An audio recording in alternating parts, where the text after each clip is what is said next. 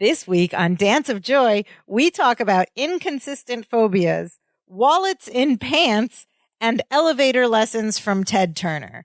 All that and more as we watch Season 5, Episode 10 of our favorite 80s hit sitcom, Perfect Strangers.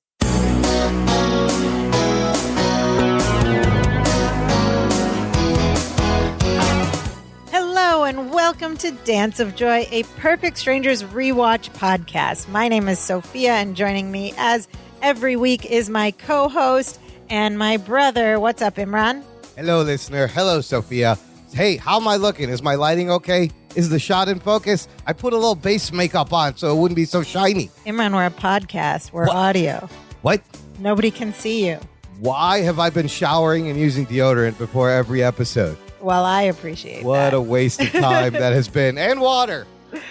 And water. Anyways, you don't want this to be a video podcast. You don't want to see this crazy face. My beard would distract you. You wouldn't be able to focus on anything I'm saying. No, but you could scan it with your phone. You could. It's like a QR code at this point. Do you want to quickly describe what my beard looks like? I think we just did. It is a labyrinth of black and white. It is a melange of shocking white hair and black hair, and it's all completely natural. No grays, just black. No, that's what I'm saying. Black, it's black, black, and whitey white. You know how they say things aren't always black and white? No, my beard's always black and white. Your beard is always black and white. No in between. It's either good or evil. Anyway, it's enough about my beard. That's not why we're here to podcast today. Nope. We're here to talk about Perfect Strangers Season 5, Episode 10, entitled Almost Live from Chicago. Hey, that's us. That's true. We, in fact, are almost live from Chicago because we record from Skokie and we're not live. And it's not live. It's not even close to being live, which is almost recorded. Live. Yeah. So that could be every episode. Almost live from Chicago, also known as the Dance of Joy podcast. Yeah, and this week we don't really have like a title that's referencing anything. It's pretty straightforward. Why, you ask? Well, if you cracked open the TV guide and read the description for this episode, you would have read, Larry has a plan to bolster Lydia's confidence and also spare her the pain of missed opportunity and a life of regret as she nervously prepares to tape a pilot for the TV version of her advice column. Whoa. Oh, very exciting. Whoa. So a story about Lydia. Yeah. Presumably. We'll find out. I'm excited to hear a story about Lydia. And the episode has our favorite cast, Bronson Pinchot as Balky, Marklyn Baker as Larry. We have Jennifer and Marianne, played by Rebecca Arthur and Melanie Wilson. And of course, Lydia Markham, played by Belita Marino. The brilliant Belita Marino. Every time she's in the show, she's great. She kills it every time. We talk a lot about Marklyn Baker and Bronson Pinchot's physical comedy, but Lydia also has or Belita Marino also has amazing physical comedic chops. She's up there with them with the singing and the chemistry and the dancing and she's the acting. A tiny woman, but she really takes up space and it's so funny what she does with the physical comedy. She's great. This episode's air date is December 1st, 1989. Ooh, we're getting to the end of the 80s. The 1990s. Oh, we're going to be in the 90s. It's so weird. And of course, Perfect Strangers is streaming for free on Amazon Freevee. You can watch, binge, play along with the podcast, listener. Let's get into it. Act 1 starts, and we are not in the apartment. Yay. We are, however, in our other favorite place, in the basement of the Chicago Chronicle. And we haven't had this for a while, but we start with Balky and a musical number. Balky's singing while polishing his mail work table. Yeah, he's got like waxing it or something. Waxing it with like a lemon pledge, right? Remember Lemon Pledge was all the rage? It's a wooden table. And he's singing the song that I was not familiar with. And he has a beautiful singing voice. Yes. And what he's singing, the song that you're not familiar with, is a song called Lemon Tree. Ah, the Lemon Tree. Yeah, he's singing a song called Lemon Tree, I was not familiar with it either, but it is a beautiful song, and he sings it with a beautiful voice. It is a folk song written in the late 1950s by Will Holt, and apparently it was inspired by a Brazilian song originally from 1930.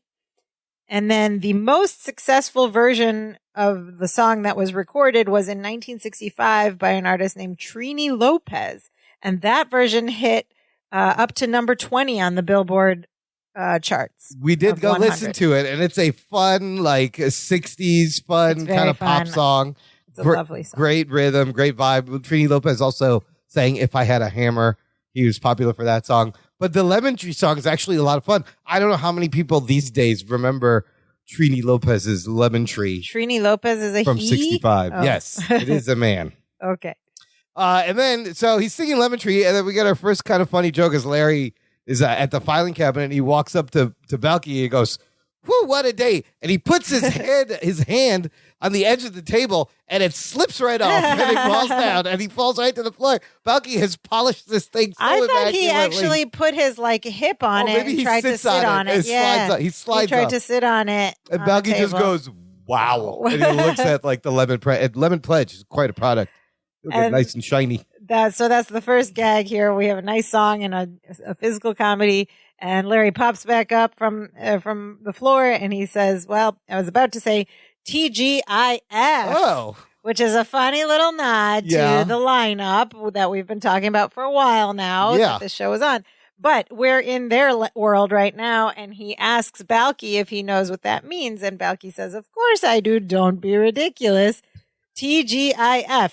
Two goats in Fresno." I was waiting to see what he was going to come up with. I should have seen a goats reference coming, but the Fresno is completely random. Two goats in Fresno. Two goats in Fresno. And Larry tells him it means thank God it's Friday. He goes, "Thank God it's Friday." No, he just says thank God it's Friday. And Balky's like, "You could say that again, but what does that have to do with two goats in Fresno?" Now, this whole bit was like funny, but also I feel like maybe the producers like went to the writer's room and they were like, "Hey, drop in a we're TJ. We're trying to make this thing a thing. Can you just put it in there?" That's right, somewhere? Because the Friday, it being Friday, doesn't really have that much to do with the rest of the story. And that TGIF stood for thank goodness it's funny, but it was also on Friday, yes. so it was a double. Yeah, I feel like they were forcing this a little bit for their branding or whatever. Probably. Anyways. So just then, the elevator door opens and enter Lydia. With the plot, of course, as these things are. Because we need the external person to explain what's happening. And she walks to Larry and Balky, greets them, and she says the same thing. "Well, all I can say after a week like this is TGIF." And then Larry kind of like to double down and emphasize it, looks at Balky and says, "Thank God it's Friday." And then Balky just like looks at them confused for a moment. And then he goes, "Oh!" Finally gets it. All right, good for Balky. And he got Finally gets the TGIF. And he gets very excited by this acronym because he runs back to the like mail cubby holes and comes back to them carrying this pile. He says, "Well, in that case, all I can say," he goes, "Miss Lydia, all I can say is HAYM. Here's all your mail." And then he laughs at his own joke and he says, "Where do I come up with them?" And Lydia just looks at him and goes, "I don't know." I don't know. Trying to be polite. And then we get the plot, right? Yeah. One of the letters she receives is from Channel 8. And it's not just a letter from Channel 8, it's another letter from Channel 8 apparently has been sending her lots of mail correspondence trying to get her to do her own TV show. Now, you would think this is very exciting. But Lydia seems pretty annoyed by it. Larry, however, hears TV show and is suddenly very interested. He's suddenly like so excited that she's been offered her own TV show. He says, "That's incredible." And Balky says, "No, cousin, That's Incredible was canceled. Try to keep up." Okay, this is great. Great reference. First of all, do you remember this show? I remember watching this. Barely. The show was hosted by Kathy Lee Crosby, Fran Tarkenton, and John Davidson. Remember that name? We will hear that later. But it was a show that would feature like people with crazy abilities or almost like superpowers or just like wild things, right? It was amazing. It was like a freak show like to watch. a Ripley's Believe It or Not, which was another show like that back in the day. The funny thing about this comment is Balky is 100% correct. That's Incredible ran from 1980 to 1984. So he was right. He actually knows his TV syndication televisions when it was canceled at this point in 89. So a little wordplay about that's incredible and a little joke. And then we learn more from Lydia. We learn that Channel 8 wants her to do a pilot episode of a TV version of her advice column. Were there televised advice? I mean, I don't know. This is still in the era of the daytime talk show. Yeah, but like, that sounds like something that would be great now. Like you probably, you could put this on Netflix. I don't know. Yeah, where you take questions from the audience or something. Yeah. Or like a live stream advice column. Sure. But Lydia tells them that she's been turning them down every time they offer her. What? Balky and Larry are very confused. They want to know why. And we find out it's because Lydia has a fear, a phobia. And Balky says it doesn't have anything to do with wool chiggers, does it? Wool chiggers. What is a wool chigger? Little bugs in wool. I love that word, wool chigger. And then he says, I just see them little babies and I just get the hobie-jobies. Hobie-jobies instead of heebie-jeebies. And he does a little wriggle, body wriggle. And Lydia says, no, her fear is that she is terrified. And she says, of television cameras. She can't even say the word camera. She has a hard time. And why is she afraid of television cameras? How did this happen to Lydia? Okay, so when she was 6 years old, her mother forced her to appear on a TV show with Miss Terry's Tapping Tulips. Okay. Which I imagine are people dressed up as tulips or tap dancers. Yes, tulips. Something like that. And she was fine until they rolled out the cameras. And she says, all I remember is that lens moving closer and closer and an unfeeling, unblinking eye staring deeper and deeper into my brain. And even as she's talking about this, she's getting very scared and she grabs her head and Larry has to reassure her and say, it's okay, it's okay. And she's like, okay, sorry. And then they're both reassuring her because even talking about it, she's getting so worked up. And she continues. She said back then her knees locked up, her face froze, and Herbie the clown had to carry her teeny weeny little body from the stage. And Belky says, I can't believe this. You met Herbie the clown? I don't even know who Herbie the clown is. You think he's going to say, I can't believe all this happened to you from your fear of cameras. And now we find out why Larry is so interested. Okay, we sort of.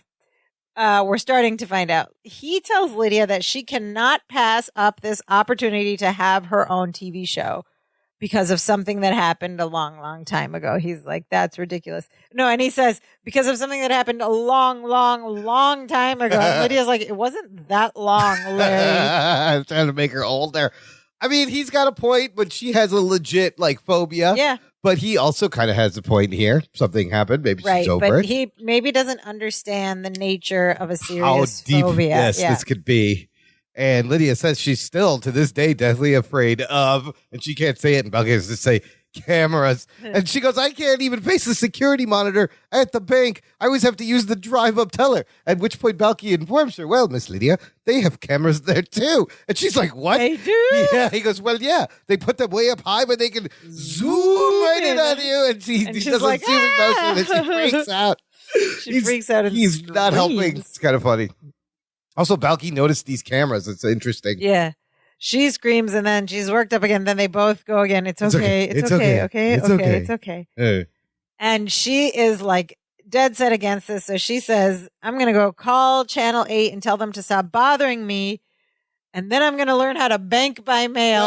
Bank by mail. Because younger listeners. You had to go to the bank and Back go in in the person day, to do a lot of things.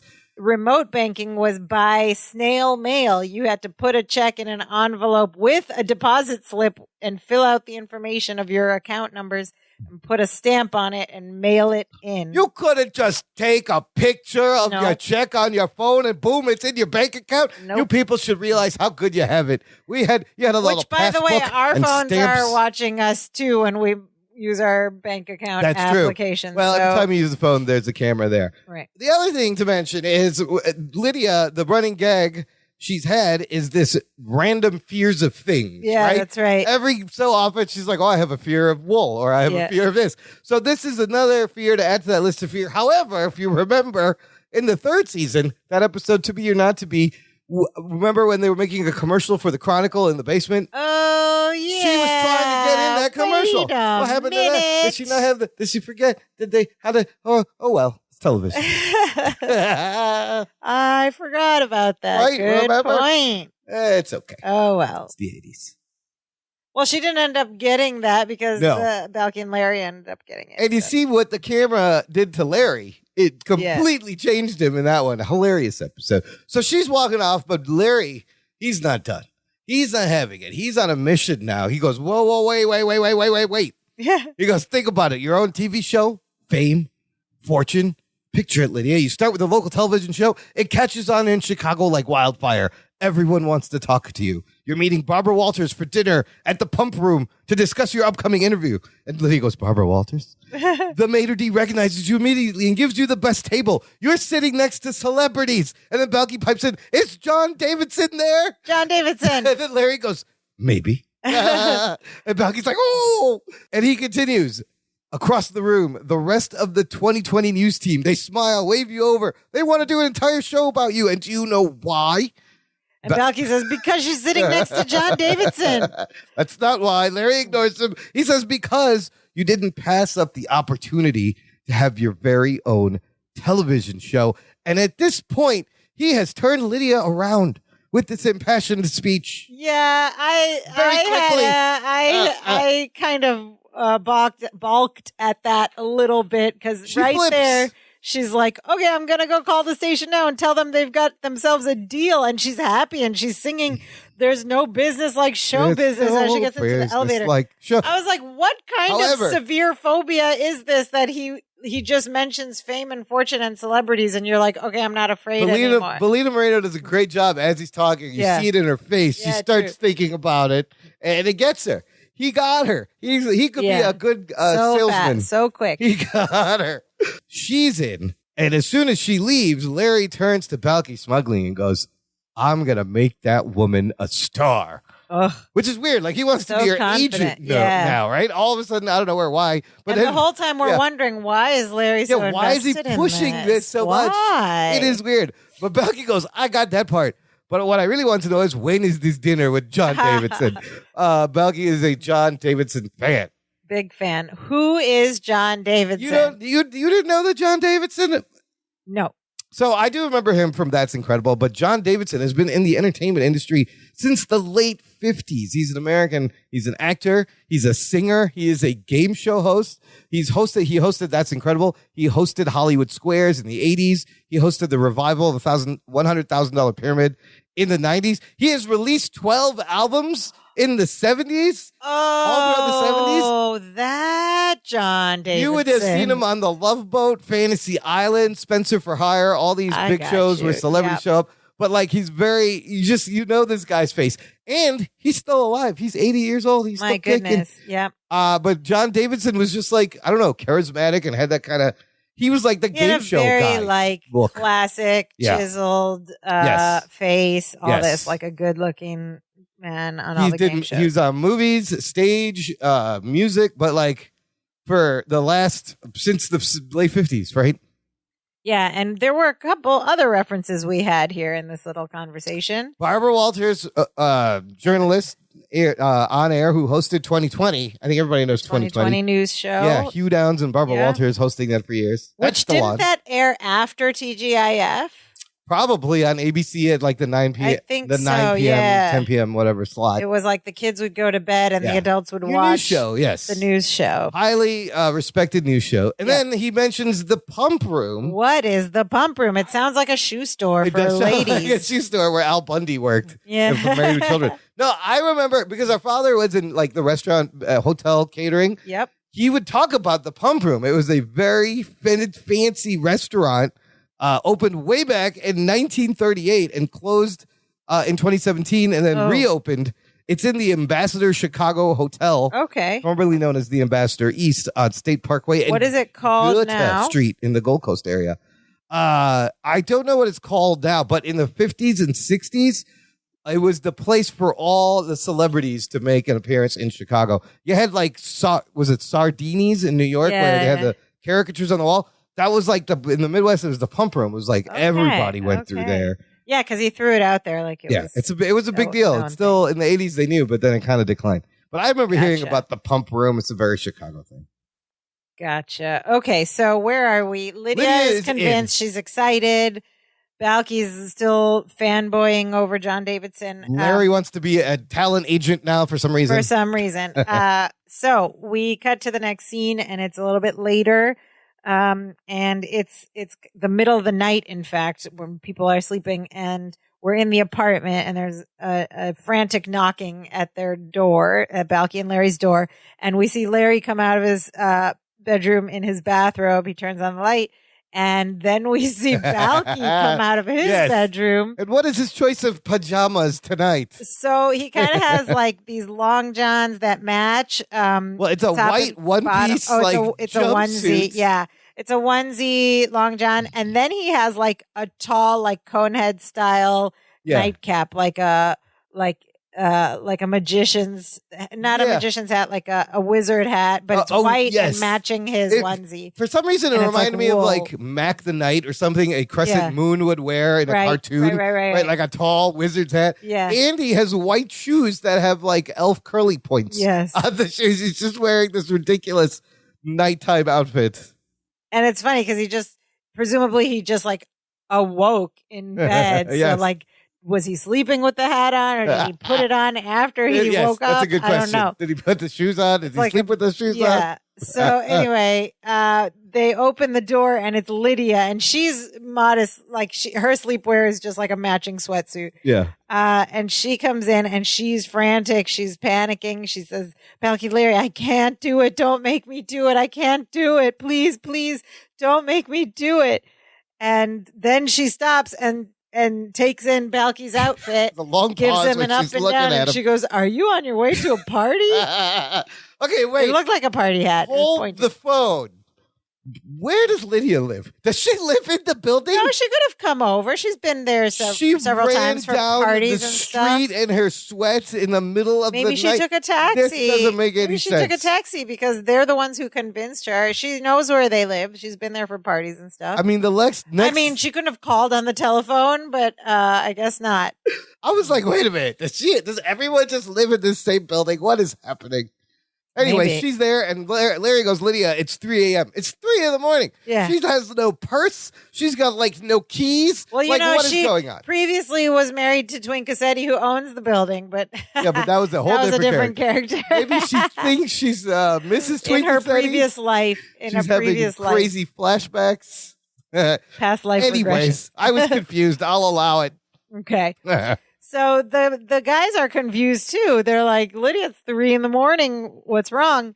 And she comes in and she's like panicking. She's like, and they bring her in. They sit her on the couch, and Balky is kind of like treating her a little bit like a panicking child. And he says, "You come sit down and tell us all about it. You tell your Uncle Balky and your Uncle Cousin." Your Uncle Cousin. They sit on the sofa. I love Uncle Cousin. Tell your Uncle Balky and your Uncle Cousin.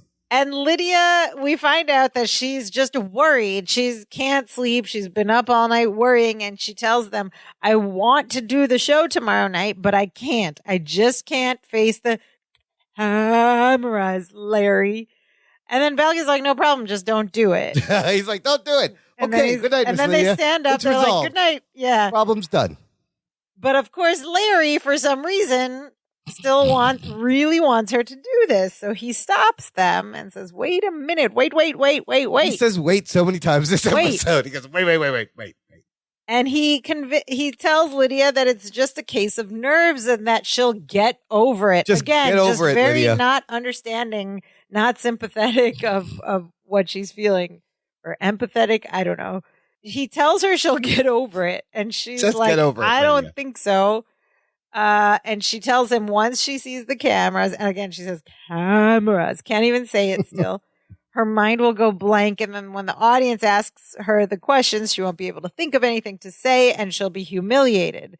And Balky's like, "That's a good point." It's a valid point. You don't want that. Nobody wants that. It's frightening. Yeah. And he says, "Not everyone should have their own television show. Look at McLean Stevenson." Okay, this is another reference I had to look up, and maybe it was more topical in 1989. Now, you're going for what's the joke here? You're going for someone who's had probably had a show and it was bad. Many failed shows, Right. right? So McLean Stevenson, best known for his role as Lieutenant Colonel Henry Blake on MASH. Huge show, right? Yeah. Hugely popular MASH. After MASH, Stevenson starred in no less than 4 separate sitcoms, which all bombed and failed. There was the McLean Stevenson Show in the beginning, Condo, and most notably a show called Hello, Larry. So after getting off a giant, hugely popular show, 4 bombs in a row, he's, that was what it. That was his to peak. McLean Stevenson? So that's why he picked McLean Stevenson. But even in 1989, I don't know if you remember, MASH ended like in the early 80s. Well, maybe but Hello, these Larry. other shows would have Hello, Larry may have just throughout the 80s. got canceled. Yeah. So, anyways, that's who that is. I didn't know who that was. Okay, thank you. Thanks for educating us. And then Balky just, he puts it, he's trying to make her feel better. He goes, Miss Lydia, if people want your advice, they just have to read your column. And Larry goes, Balky, that's it. That's a great idea. And Balky goes, well, it's not like coming up with the cordless shaver. I simply stated the obvious. That was a big deal in the 80s, I guess. Late 80s. Yeah, once the shaver lost its cord, battery operated, I guess that was a big step forward in male grooming tools. So Larry just said he's had a great idea. Yeah. And he goes, it's beautiful. And Balky's like, oh, I don't know, really? But Larry's manipulating again. So once he heard if they want your advice, they just have to read your column. He comes up with the Larry idea, which is that Balky and Larry will memorize questions from the old columns and ask them from the audience. There'll be plants in the audience. That way, Lydia won't have to think of the answers. She'll already know them. And that, according to Larry, will give her the confidence to forget about the cameras and get through the rest of the show, which makes no sense. Like, this logic does not check out. I get it, because they tried to make it that, like, she's like, the cameras will scare me and I won't be able to think on the spot, on my feet. And now you don't have to think, and maybe but the camera is still there. But the camera is still going to be frightening. It's specious reasoning there from the Larry Appleton. It's a very thin plot here. And then I love the Balky. He goes, no, I didn't say that. He goes, I was saying, don't do the TV show, do the column. In other words, that's a don't do on the TV show and a do on the column. I like that they said it twice. I don't know why. I don't know. But I instantly said out loud, he said doo-doo. Yeah, and I think that was the doo-doo twice. Doo-doo. So then Larry's like, all right, forget it. It wasn't your idea, but it was mine. It's his idea. And he asks Lydia what she thinks of the plan. And she, again, he has flipped her so quickly. She says, I think it's wonderful. And she says, I don't think I say this often enough, Larry, but you are brilliant. Oh, boy. Oh, she's throwing that. And Larry, of course, is very proud of himself. And Balky's like, I don't think you've ever said that. Oh, don't call Larry brilliant. It's going to go right to his head. So they take her. She heads for the door, and she's a little more relaxed now. She's feeling better. She says, I feel calmer. And she leads them to the front door. And she's like, thanks so much for dropping by. And they start to leave. She opens the door and they start to leave. They're like, wait a minute, we live here. And she's like, oh, yeah, right. And then she looks around. She goes, this couldn't be my place. Not with that couch. Oh, boy. Good night, boys. And she leaves. And, of course, the couch she's referring to is the one with those like Central Asian-y patterns. It's purple with all these colors. It's a very busy upholstery on that couch. I like that couch. I don't know what's wrong with the couch. And that's when Balky walks over. He goes, cousin, what's wrong with our couch? The salesman said it had my name on it. I never did find it. And Larry's like, it's hidden in the pattern. He's like, whoa. Also, Lydia, it's 3 a.m. in Chicago. A single woman. She's going to walk back to her house. I think she lives in the building. Call a taxi. Yeah, then what? She had call from where? There's no cell phones. She doesn't even have a purse. No, like I didn't see any keys on her. Yeah, I guess she lives in. Yeah, that's true. None of that was explained. Keeps me up at night. Exactly. And why did they let her leave at like 3 a.m? You'd think your friends would be like, you know what, just sleep on this couch that you hate. We'll drive you over to your house. No, she lives in the building. They just never told us. Okay. Everybody lives in this building. Yes. And so she leaves, and here's Balky with the question that we're all thinking at this point. Yeah. He asks Larry why, when Lydia keeps saying that she doesn't want to do the show very clearly, why Larry keeps changing her mind. Why is he doing that? And Larry He goes, "Why you do that?" says that he can't let Lydia miss this opportunity because why?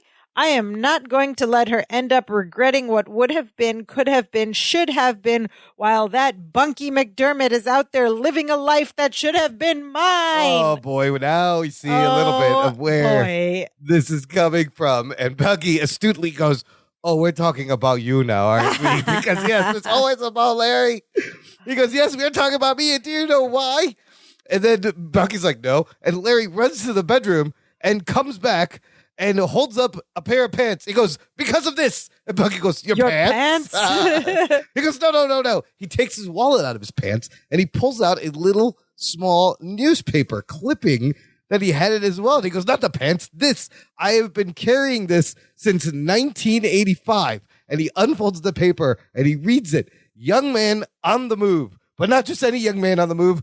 Bunky McDermott, young man on the move. And Bunky's like, "Question.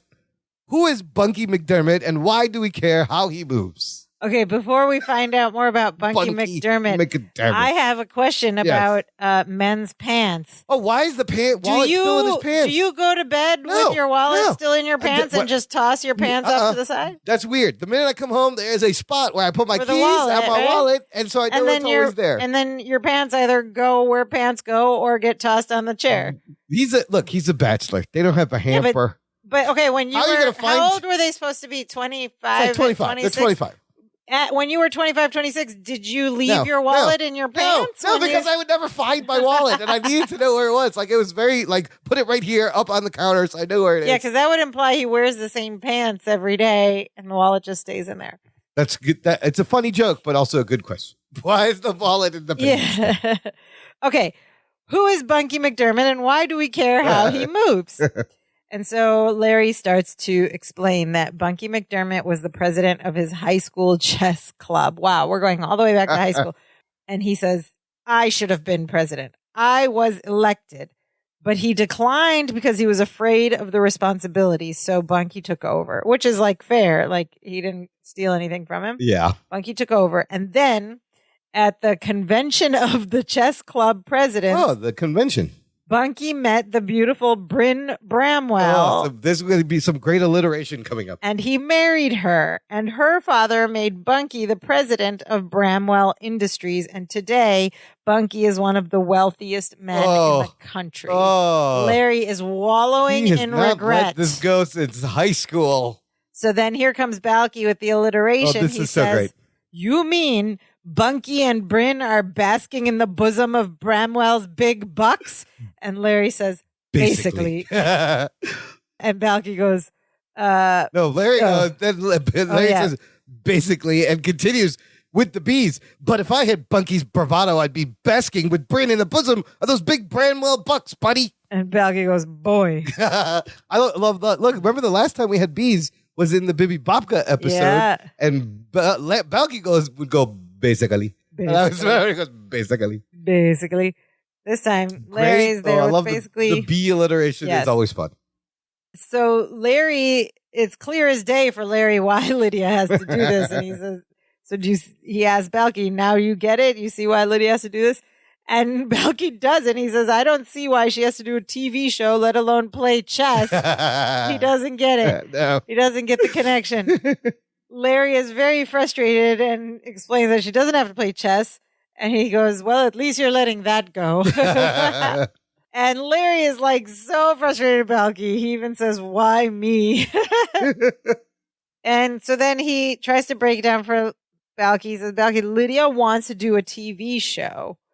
And Balky's like, "She does? How come every time she talks about it, she gets so upset?" And Larry's like, "Jitters." And then Balky's like, where? I hate those little bugs. And Larry's like, Balky, not chiggers. Jitters. Jitters. Okay. And he says again, she'll get over it. And Balky is the voice of reason here, as always. He said, even if she do get over it, I don't think she wants to do it. I think you're just making her do it because of this bunkie in your pants. He's got a bunkie in your pants from the pants. And Larry, of course, ties it all together. It says, and this is the summary of this whole episode. He is doing this because he doesn't want Lydia to make the same mistake he did.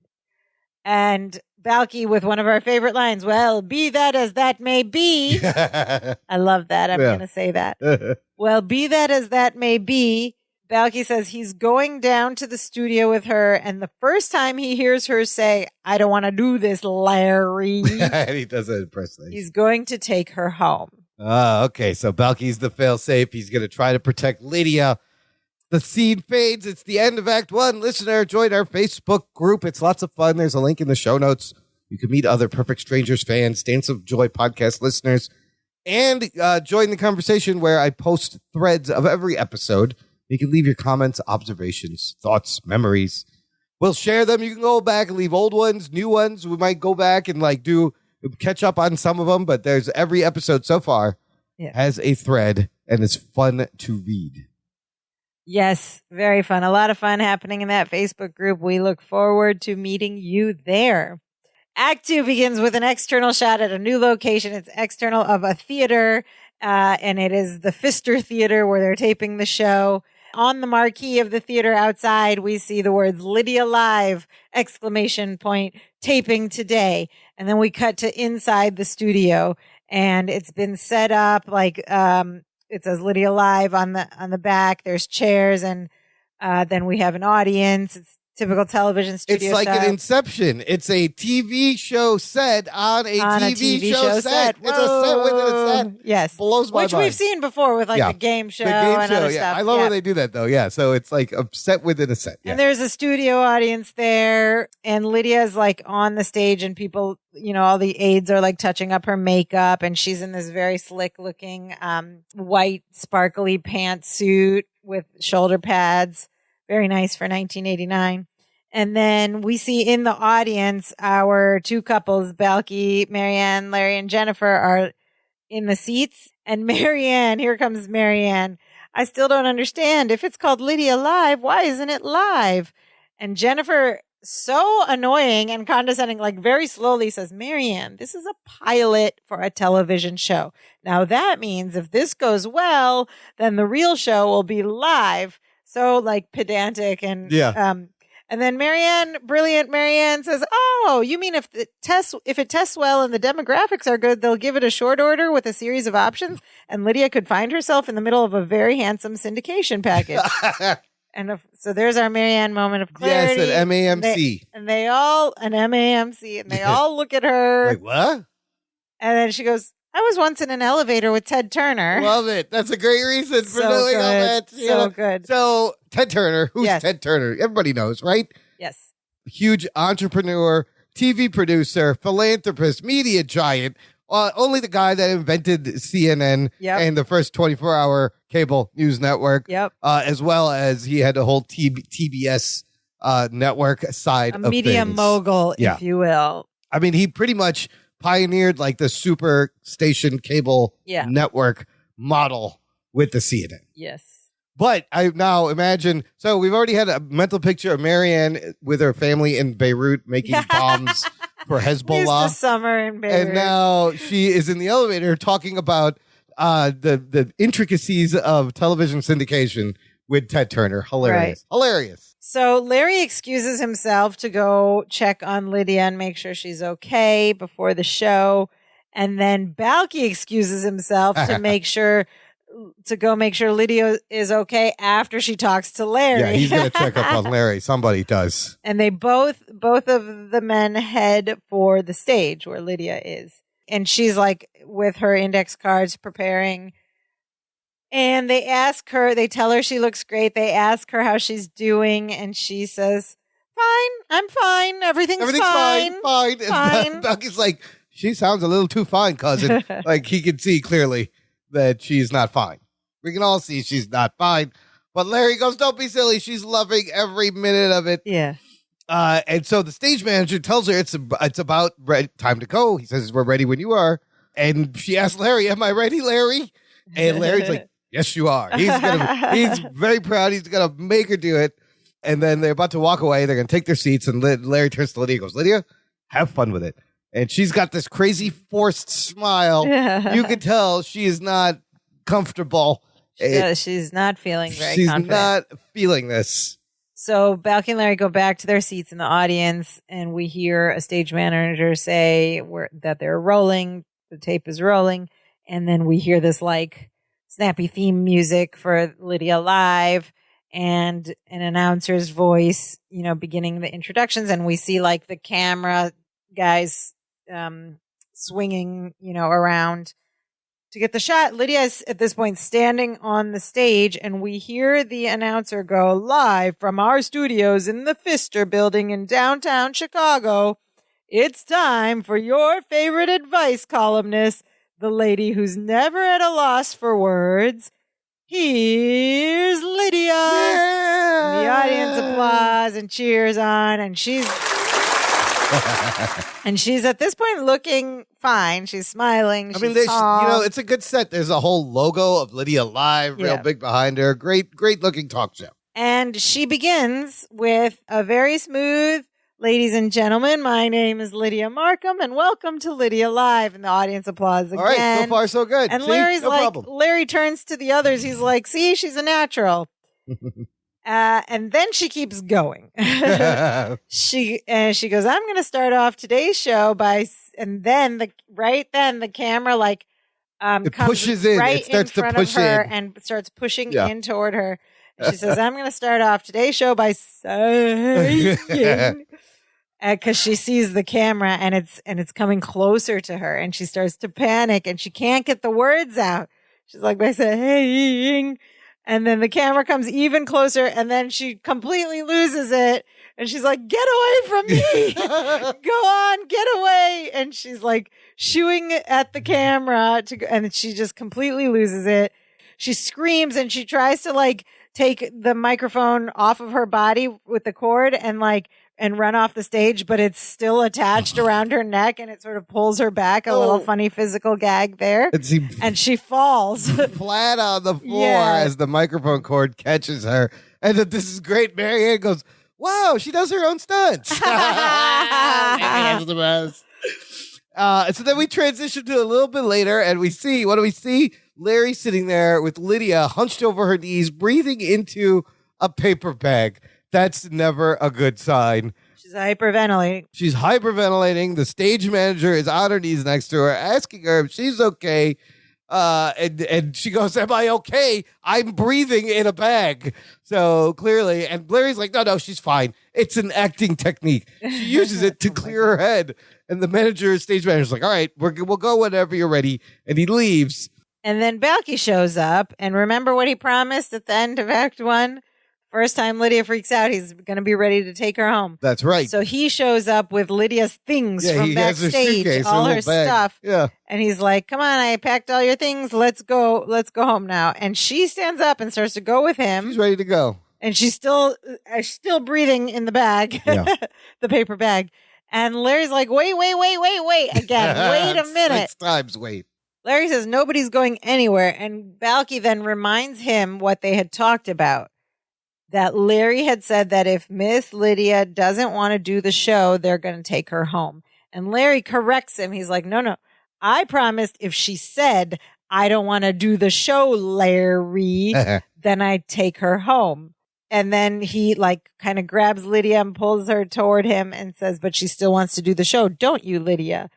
And Lydia pulls her head out of the paper bag and says, I don't want to do the show, Larry. And Balky's like, see? Aha. And Larry still is just trying to just manipulate the situation. He goes, she didn't mean it. She's fine. And Balky's just like, Cousin, how can you say she's fine? He says, look at her. Her eyes are bloodshot. Her face is losing color. And she's retaining water. What? And kind of tickles her. And she pulls her back. Yeah. It's so funny. And he pulls her over. And Larry is still trying to tell everyone that it's just a minor case of stage fright. And he pulls Lydia And he back. pulls her back. They're like having a tug of war Yeah. with Lydia. They're on Yes. either side of her. And Larry's like, she's going to get through it. She can get through it. And Balky's like, no, she can't. And she doesn't have to. And they're pulling her back and forth roughly. And she does. Larry's Yes, like, she yes, does. she does. No, she don't. And Yes, she she's does. just No, she don't. flopping around between Yeah. them like a rag doll. Yeah. It's hilarious. Yes, she does. No, she don't. Yes, she does. And then Larry pulls a Bugs Bunny on Balky. He goes, Yeah. okay, she don't. Yeah. And then Balky's like, wait, she don't? Yeah. And Larry says, no, Oh. she don't. And then Lydia at this point just falls to her knees, just collapses. Great physical comedy. The way she was flopping around, it's so funny. Yeah. And so Larry is up to something. We know, Trying like, some why is reverse he psychology conceding? here? What's going on? Maybe we'll find out. But he's suddenly conceding to the plan to let her go home. Why? Something must be up, right? Yeah. So he tells them, okay, fine. If she doesn't want to do the show, she shouldn't have to do it. And he's like, Lydia, come sit here and, collect yourself, and Balky and I will go get the car. Liz Moreno hilariously flops down Yeah. on this chair and like crosses her legs. Yeah. And Balky's like, cousin, I want to take care of her. And Larry's like, no, come on, Balky. Let's go get the car. And Balky's like, cousin. He goes, let's go get the car. And they start walking to the left of the scene, right? And Balky's like, cousin, the parking lot is over that way. And Larry looks at him and goes, yes, but I know a secret shortcut. Uh-oh. And Balky suddenly lights up and smiles and just goes, I like secrets. And Larry's like, I know you do. Oh, I don't trust Larry here. What is happening? What is going on? Something's coming. And so he's like, come on, let's go. Let me show you the secret. And they head off stage to the left. Behind the curtains, disappear. And they leave. And then we cut to the next scene. Yeah. We see only Larry re-enter the studio and go toward the audience where they were sitting. From the back of the audience, he comes up. And he is a mess. Yes. His hair is all messed up, disheveled. His shirt is untucked. His tie is askew. And he has like a napkin on his nose. Like he has a bloody nose. And he said, what happened? Like he's been beaten up. What happened? And what did he do the to girls Balky? look at him. They're like, are you all right? And he's like, oh, everything's fine. Marianne's like, where's Balky? And Larry's like, he's backstage resting. Oh my God. Did Larry just pummel Balky into unconsciousness? Well, it looks like Balky pummeled him back a little bit. It looked like he put up a fight. But where is Balky? What we don't happened? know. So this is maniacal, Larry Appleton. What are you doing? And then they ask about Lydia. Jennifer's like, are you sure Lydia can go on? And Larry's like, are you kidding me? She begged me to let her try again. Just lying to himself to his girlfriend. and everybody. Why is Jennifer still with him? He just lies and lies because and he lies. stood up to her father during the golf game. That's about it. Maybe. So the stage manager they start rolling again. They do the announcement again. Here's Lydia. The audience applauds. And she greets her audience again. Good afternoon, ladies and gentlemen. And does the same spiel. My name is Lydia Markham, blah, blah, blah. And again, she starts saying, for many years I have been, and then the camera starts rolling in on her again. And once again, she, this time she gets words out of her mouth, only they're the wrong words. She says, for many years I have been on nationally syndicated communist. Communist. At this point, Jennifer turns to Larry and goes, she's going down, Larry. Instead of columnist, she said nationally communist. syndicated communist. That would have been a problem in the McCarthy years, but maybe not in 89. So Jennifer's worried. She's like, and then Lydia starts to lose She just freaks it. out. She's like, where's Balky? He told me I didn't have to do this. He told me he would take me home. Balky, she's calling out for him. Are you out there? It's time to go home. And then where do we see Balky emerge from? So remember those curtains? We saw them disappear behind. Balky comes out of the curtains, but he doesn't walk. No, he's hopping. Why is he hopping? Why is he hopping? Because his arms and legs are taped together. He's upright, but he's been duct taped like a mummy. Kind of mummy pinned taped. Down, and his mouth is taped. So he's just hopping on both feet. Larry must have grabbed some gaffer's tape he saw backstage and just assaulted. This is assault. He just assaulted Balky and then tied him up and left him in the back. Yeah, he's on the ground. Like you said, like a mummy. He's wrapped around in tape, like arms to his side, It's legs so together. And how did he get up from? How did he get did to he leave standing? him standing? Yeah. And then I love this. He hops over, hopping, hops over to Lydia, and she rips the tape off his mouth. He goes, ah! She goes, ah! And he goes, Miss Lydia, you don't have to do this. And then she goes, oh, Balky, thank you. And she hugs him, and she kind of is feeling him, and she pulls back and looks at him and goes, is this what you were wearing earlier? What's wrong with Lydia? She doesn't know where she lives. So that's the second time she hasn't notices Balky's outfit, like the pajamas. Are you going to a party? Yeah. Were you wearing this earlier? She thought he came in with the duct tape. And then Larry just runs on the stage. This whole taping of the show, oh my gosh, has been borked. Yeah, it's been duffed. Whatever you want to say. Yes. And Balky's goes, he goes, what are you doing? Lydia was doing great. She was just starting to warm up. He goes, what do you think? One more try? And then she just looks at him with these eyes and goes, drop dead, Larry. It's about time she said that. She goes, Balky, I want you to take me home. And they take him in their arm and they start to hop. He starts to hop her away. Yeah, he leads her away, but he's hopping and she's walking, holding his arm. So Balky finally did what he promised when she did it and got her out of the situation. And that's it. TV show done. Yeah, that's it. She tried it, didn't. It's just over. For Larry to say she was just starting to warm up is so delusional. Yeah, it's amazing. So now we don't find out what happened, what they told the audience, whatever. If I was in the studio audience, I'd be like, what kind of jip is this? I know these were free tickets, but I want my money back. I was promised the taping of a show. What were these people thinking? They saw a man in tape. They saw her freak out. Yeah. So we cut to the next scene, and it is the next morning, and we're at work at the Chronicle basement. And Larry has the phone receiver up to his ear. He's on the phone. Balky's also standing there.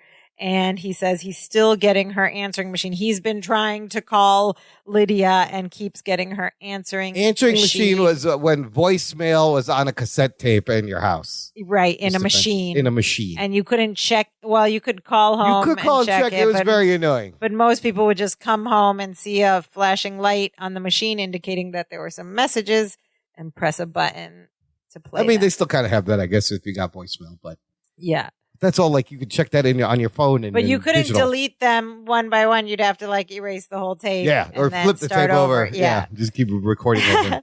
And I don't even know if people understand what it means to quote erase the tape. Yeah, but the files are in the computer. That's for another podcast, another day.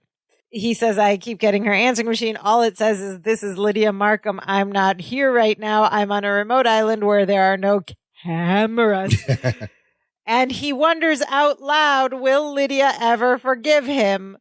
And Balky says, well, I forgave you for taping me up like King Toot. King Toot. King Toot. The pharaoh of farts. The god of flatulence. King Toot. I am King Toot. He means, of course, King Tut. Tutankhamun. King Tut. Doo-doo-doo. I guess it was pronounced if you shorten Tutankhamun it would be to Toot. Yeah. It wasn't Tutankhamun. King Toot. King Toot, the Egyptian god of farts. That's what I think. And suddenly Lydia shows up in the office and in a very loud colored dress. Very loud 80s. Colored, lovely bright clothing. And she goes for the elevator and she greets everyone. Good morning, everyone. And the guys go over to her and Larry apologizes. Oh, he should be apologizing profusely. I'm so sorry. I'm so sorry. I should have never forced you to do something you didn't want to do. Exactly. Can you ever forgive me? And Lydia says, Larry, dear, please relax. I forgive you. I'm over it, really. Oh. Very fast. Lydia is so quick with. Yeah, she just did things like that. She'll freak out and then she's fine. And she says, let's just put it behind us. It was a bad experience, but I'm stronger because of it. Maybe she even learned something and came out on top. Well, maybe. Because just then the elevator door opens and she steps in and presses her floor button. And before the doors get a chance to close, another man comes and enters the elevator. He's holding a camera with like one of those big telephoto lenses. Like a still camera, like a regular camera for photographs. Photo camera, but it's got this long lens, and it's aimed right at her. Lydia sees it and screams and runs out of the elevator and says she'll take the stairs. I need the exercise. Yeah. So, yes, she did not, she was just saying. Yes, she's not she over just it. Didn't want to talk to them about it. She is not stronger for the whole thing. She's still traumatized, probably even more now because of Larry. And here we get sort of Larry's side of the resolution. He says, Balky, he says he got carried away. How did I get so carried away? And Balky says, you do get plenty of practice at that. Yes, he does. And he says that he really did mean well. He just wanted to spare Lydia the pain of a missed opportunity and a life of regret like mine. And Balky goes, uh-oh. We're back to Binky McDinky, aren't we? Binky McDinky. I love Binky McDinky. Binky McDinky. Of course, Larry, correct. Bunky McDermott, he says, became president of his high school chess club and then became one of the wealthiest men in the country. He says Bunky took an opportunity that should have been his, and that Bunky is living a life that Larry should be living. Okay, Jeez. Before we get to the rest of this resolution, can we just talk about Larry's logic here for a minute? How is it your life? Where does this come from? It's not his he's connecting presidency of the chess club to very necessarily dating this woman. Yeah, what was her name? Bryn Bramwell. Big bucks. Bramwell, big bucks, buddy. Like she would have just dated anybody who was president of the chess club? She only dated chess club presidents. Maybe, but like that's the assumption here. That's the logic in Larry's brain. Yes, because it could have he would have necessarily. Maybe Binky McDinky was much hotter than you in high school. We don't know what he looks like, but he probably was hotter. And easily his life, he could have became chess club president, and then his life would have just went a different way. This is some just far-fetched insecurity in his reasoning. Yes. Like it's a very loose A to B to C. Binky McDinky has done a number. So he complains that he doesn't have, someone stole the life that he should have been living. And here's Balky again with the voice of reason. He says, now wait a minute. What is wrong with Larry Appleton's life?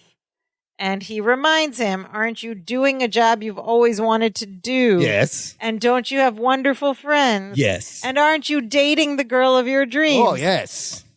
And Balky says, from where I'm standing, you look like Larry Appleton, young man on the move. And he finally admits, I am doing pretty well, aren't I? Oh, God. Yeah. And then Balky goes, cousin, I think it's time you said bye-bye to Boinky. And he calls him Boinky.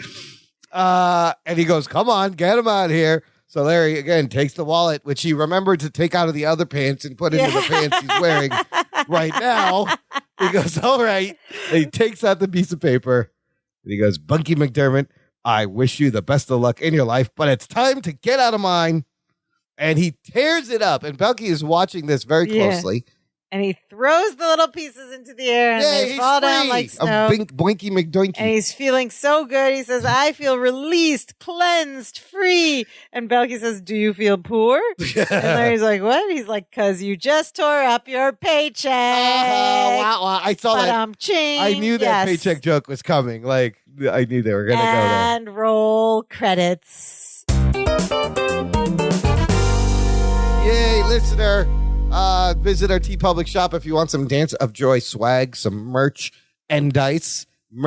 It's one word, not two. We have t-shirts, hoodies, mugs, cell phone cases, all with the Dance of Joy Can we make logo. a Lydia Live t-shirt? Oh, a Lydia Live t-shirt would be great. And there's another, I want to make a series. None of these are ever going to happen, but I want to make a series of Marianne Moment of Clarity t-shirts. Ooh. This would be another one. So Lydia Live would be kind of funny with Lydia's face on there.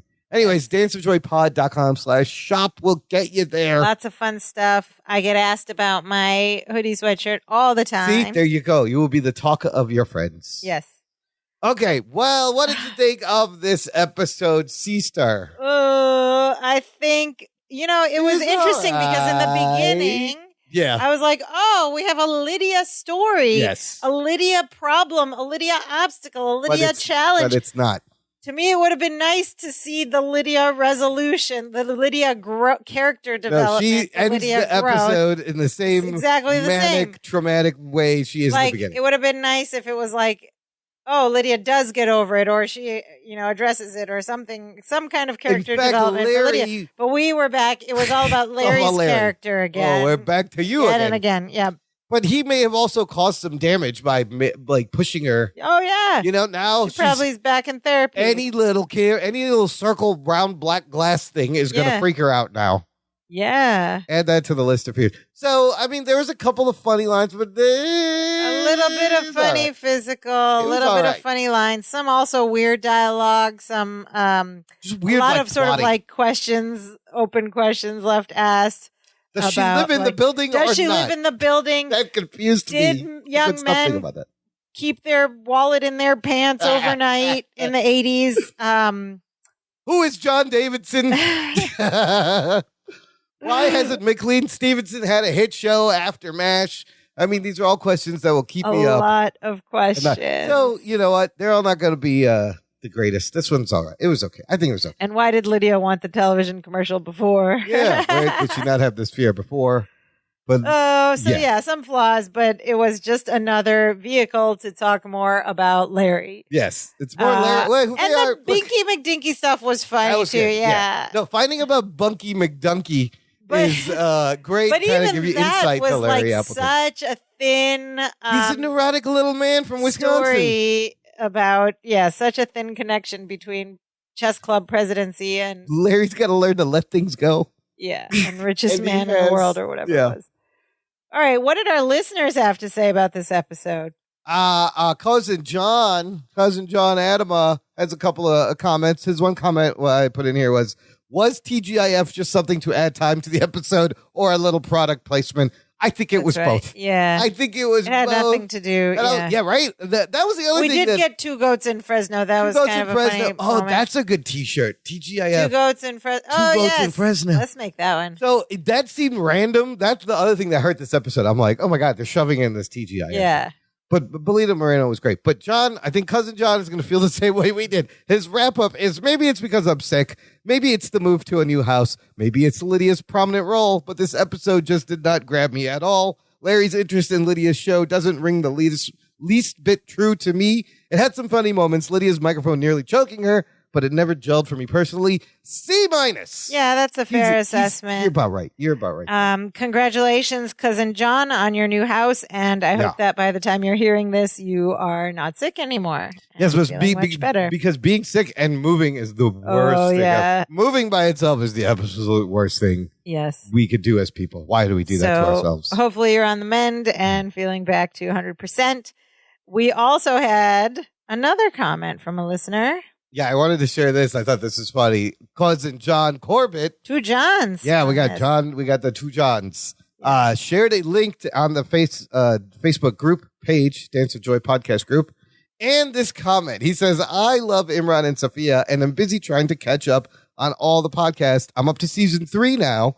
I am becoming convinced, however, that they modeled 2XL's voice on Imran's enthusiastic way of talking. What is 2XL? Well, I have a clip here. He posted a YouTube. What is 2XL? It appears to be like a trivia game for kids that is like a talking. It's a robot. It's a robot and it's got buttons. But let's see. Let's hear a little bit from 2XL and see if it does sound like my crazy voice that you are hearing right now. Here we go. Thank you for turning me on. Let me introduce myself. I am 2XL, the smartest toy robot in the world. And if you don't believe me, just come a little closer. And I'll challenge your human brain with my electronic brain. Okay, I think 2XL sounds like a robot and you don't, but I can kind of see where John Corbett is coming from. It's the inflections. It's the up and down and the enthusiastic inflection. Ask you questions. Yes. That's dead on. I don't know. I could have had this gig. Who recorded this? The 2XL people need to get in touch with me. I'll be the new voice of 2XL. And I just want to say, John Corbett had written, I love Imran and Sophia. John Corbett, we love you too. We love you too, especially cousin loved John. you in My Big Fat Greek Wedding. Oh, yes. That was I love the Northern Exposure. We did these jokes already. Yes, we did. He's had John Corbett. It's I not loved that you John on Sex Corbett. in the City. Oh, yeah, he was on Sex in the... He was Mr. Big. It is... John No, he wasn't Oh, he was. Mr. That was Big. the other guy. Yeah, he No, was not I didn't- Mr. Big. I didn't watch You that don't know show. your Sex in the I don't City. watch- I why would actually I did know? never watched it much I either. watched But that show. Thanks. But I can't believe the you actor are John not that Corbett John listens Corbett. to us. Yes, Look, we how have better things to cool. do. We have a celebrity fan of Dance of Joy Very podcast. handsome John Corbett is. I'm sorry. I apologize, John Corbett, if you get these John Corbett jokes all the he time. probably But does get the John Corbett joke. Not that one. He's got to be like, "Hi, I'm John Corbett." Not that one. not that That's how John you have to Corbett. introduce yourself. Don't be ridiculous. Was said once. Of course I have. Don't be ridiculous. Wait, but wouldn't it be wild if it was that John Corbett? It could be Anyway, that John okay. Corbett. Let us know. I'm just gonna pretend it is. You ever seen those two John Corbett's in the same room together? No, but That's you know why. who we also haven't seen in quite a while, and also not in this episode, is Dimitri. I'm very upset with the Dimitri Sheep handler on the show. Where's your Maybe creativity? they were between interns or something. Between Dimitri. You could have had Sheep Dimitri and- there with like a little TV camera with like a little red light on it, right? Or something. Yep. Or headphones like he's the stage manager. Yeah. Little clipboard. Or a fun pajama outfit with a pointy Oh, you hat. should have matching Yeah. pajamas. Pajamas. Are you going to a party? So funny. Okay, now we're at the segment of our show called Perfect Strangers Today, or PS Today, in which we discuss how this episode would modernize to 2022. Can we tell this story today? What things would have to change? What things would stay the same? We already talked about the answering machine. There's that line would have to go. It would be voicemail or something. What do you think about the that? concept of a person who is regretting the opportunity he wasn't going to have and doesn't want this person to go through the same thing, that kind of manic, neurotic regret and insecurity, that is completely timeless. And I Correct. think the idea of camera stage fright is possibly still a thing to a lot of people. However, you think of the generation of kids growing up today Yeah. that are growing up on In their front of a phone camera, yeah. But it's the camera. There's no audience. But nowadays I feel like the kids are just more comfortable. You grow up in front of being comfortable Yeah. being taped all the time. I mean, don't know. someone could still have stage fright, but I'm not sure this story would hold up because the way she'd be able to practice it, like with her phone or with whatever. Oh, yeah, that's right. There's like you or said, with there's like social media to reels realize or there's whatever. cameras Yeah. everywhere. And if you were an Vice columnist, you'd probably be posting things on Facebook or TikTok or Yeah. whatever already, right?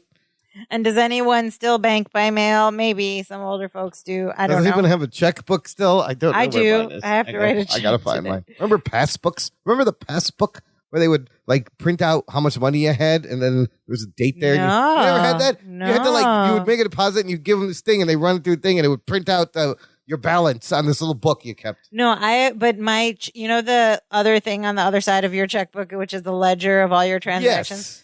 Yes.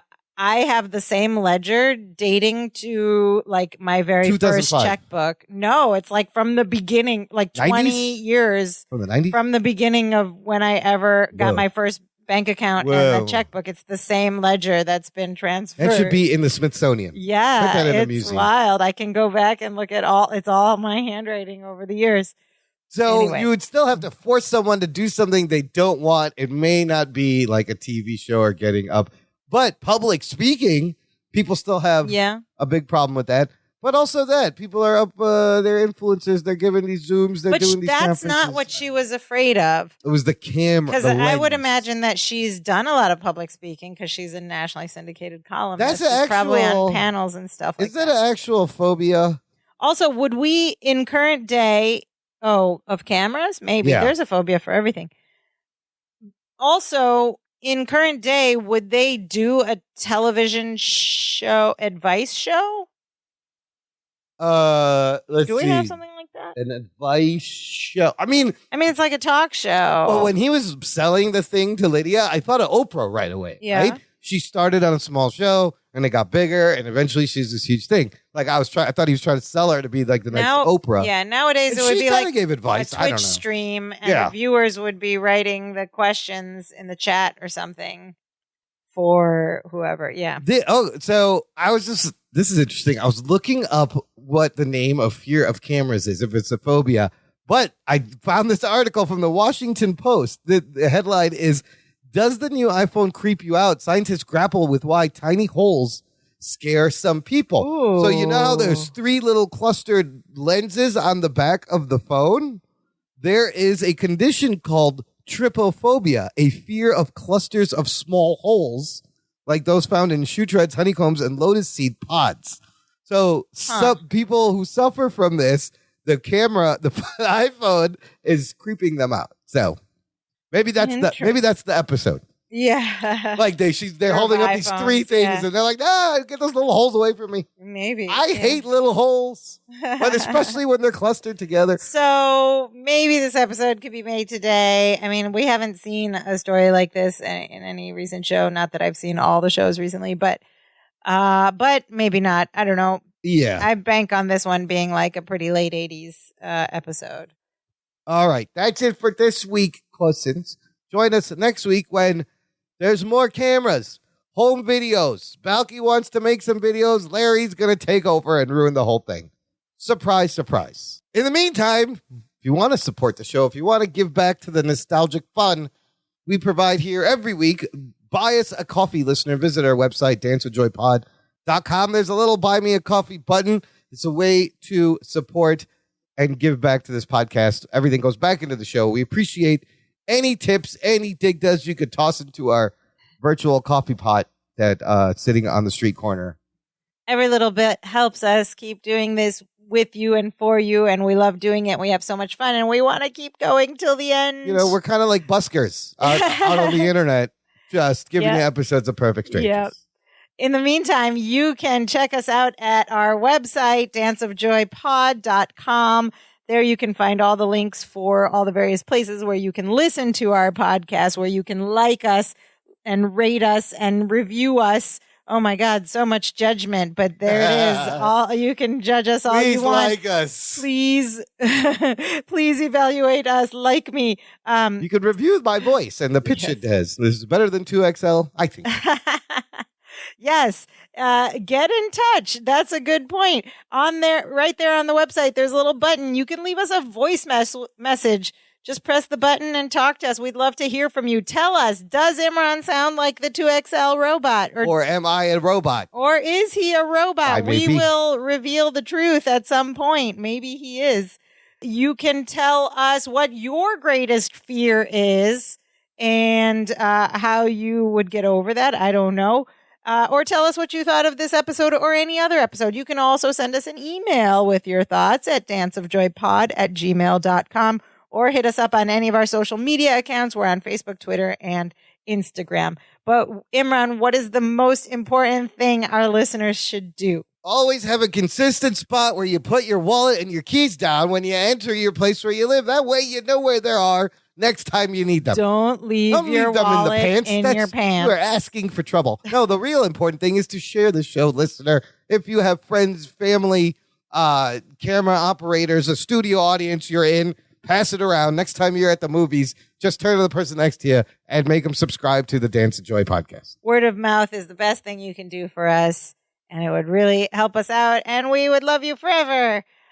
And now we are so happy. Now we are so happy we do the dance of joy. Hey, hey, hey, hey, hey, hey, hey, hey.